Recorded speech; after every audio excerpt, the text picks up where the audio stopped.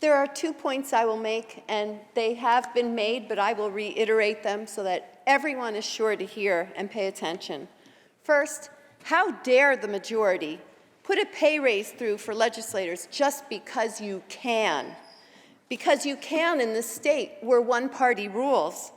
How extremely selfish and how boorish to do this to the people who pay your salaries, the already overburdened taxpayers who are struggling to pay for their needs. I'm not talking their wants, I'm talking needs, like heat for their homes, gas for their cars so that they can drive to their jobs, food for their families.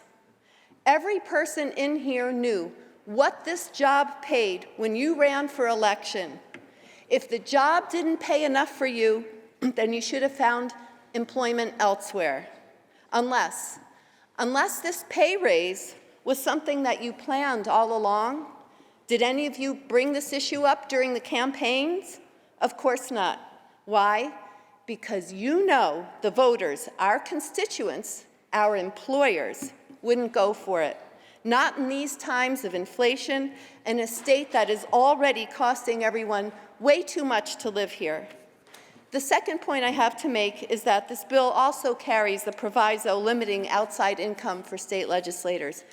By limiting outside income while serving, you are redefining who may serve and exclude those with incomes more than $35,000, which I find is rather ironic in this world where inclusivity is stressed ad nauseum. You are carving out a job description of professional legislator.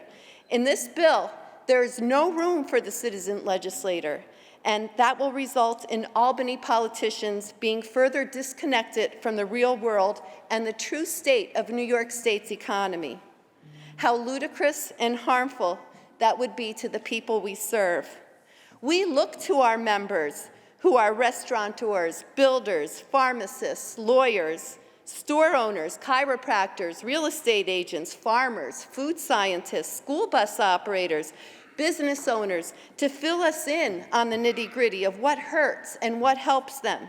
This gives us a true picture of what should or should not be acted upon. If we want to redefine who should be a legislator, maybe we should turn today's bill totally around and say that a legislator must have a family, must be in business or have another profession, must own property that they pay taxes for, because then the legislator would truly understand which legislation would harm or help society. What do you think of that? Senator Jordan, we're approaching 3 minutes. If you can conclude, please.